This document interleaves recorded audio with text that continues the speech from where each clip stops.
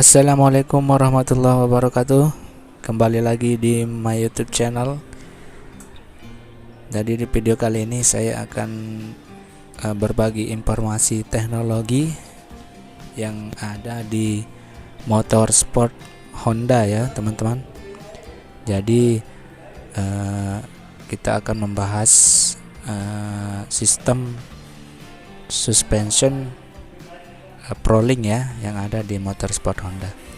Oke, jadi sebelum kita ke pembahasannya, buat teman-teman yang belum menekan tombol subscribe, silahkan tekan dulu tombol subscribe, kemudian nyalakan tombol lonceng ya agar tidak ketinggalan update video dari saya. Setelah itu jangan lupa like, komen, dan share sebanyak-banyaknya ya teman-teman, agar channel ini lebih berkembang ya, dan saya lebih bersemangat lagi untuk mengupdate video-video terbaru lainnya. Oke teman-teman, jadi sedikit informasi ya. Jadi untuk beberapa tipe motorsport Honda sudah menggunakan adapter jenis Prolink ini ya. Jadi ada juga beberapa motor yang masih menggunakan tipe manual ya, yang biasa. Jadi untuk penjelasannya kita langsung saja ya ke pembahasannya biar lebih jelas. Simak terus ya video ini teman-teman, jangan di skip biar tidak gagal paham.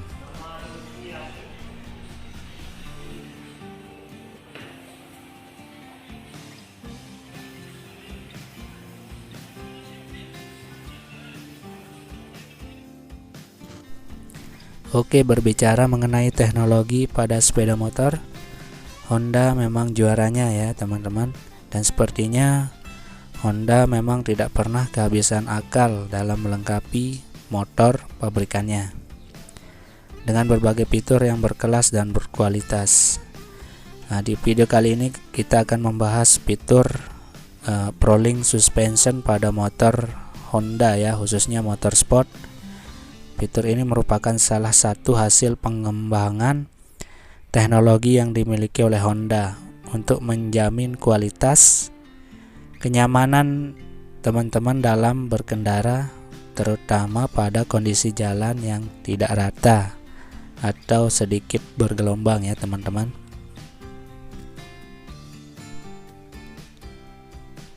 Jadi sedikit saya jelaskan ya, fitur Prolink suspension ini adalah sistem peredaman yang lebih progresif dan fleksibel, sehingga dengan fitur ini Anda akan tetap merasa nyaman ketika berkendara dalam jarak yang dekat maupun jarak yang jauh, dan dalam kondisi jalan yang rata maupun bergelombang ya teman-teman.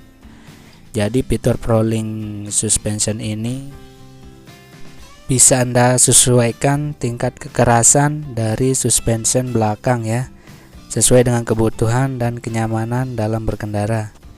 Jadi sistem suspensi ini juga akan mencegah motor Anda dari kerusakan akibat gesekan antara bodi motor, bantalan suspension, serta ABS modulator ya untuk tipe ABS-nya.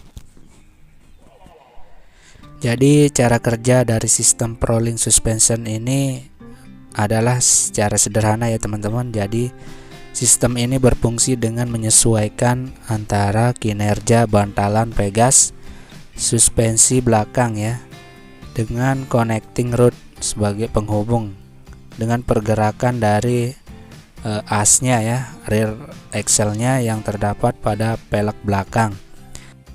Dengan demikian getaran yang dihasilkan dari proses gesekan antara roda belakang dengan jalan akan terasa sedikit lebih halus ya teman-teman.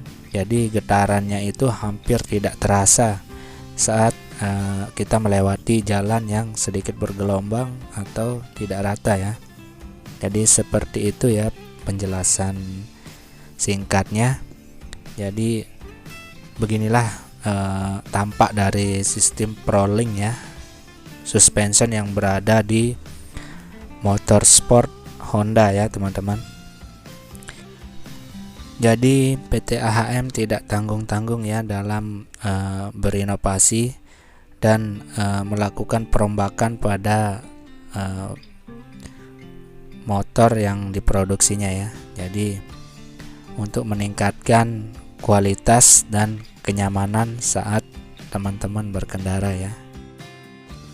Nah, jadi seperti ini ya. Jadi tampak dari sistem Prolink suspension yang berada di motorsport Honda. Jadi biar teman-teman juga nggak penasaran ya. Jadi teman-teman bisa mencoba untuk beberapa tipe yang menggunakan sistem ini dan bisa membedakan dengan motor yang menggunakan tipe biasa ya atau manual. Nanti di sana akan kerasa ya perbedaannya. Jadi di tingkat getaran dan pada suspension belakangnya itu terasa lebih lembut dan minim gesek ya, seperti itu. Dan untuk diketahui juga ya teman-teman, jadi sebelum sistem Prolink suspension ini diterapkan di motorsport Honda, jadi pengembangannya dilakukan di ajang balap motor dunia ya, seperti di MotoGP. Jadi sebenarnya sistem Prolink suspension ini sudah dipakai di ajang balap motor dunia tersebut. Nah, setelah itu baru diaplikasikan di motor sport ini, khususnya di tipe motor sport Honda ya teman-teman. Jadi di situ pengembangannya dilakukan ya. Jadi seperti itu ya informasinya. Oke, sekian informasi teknologi dari saya. Semoga bermanfaat. Terima kasih sudah menonton. Jangan lupa like, komen, dan share ya teman-teman. Oke, terima kasih.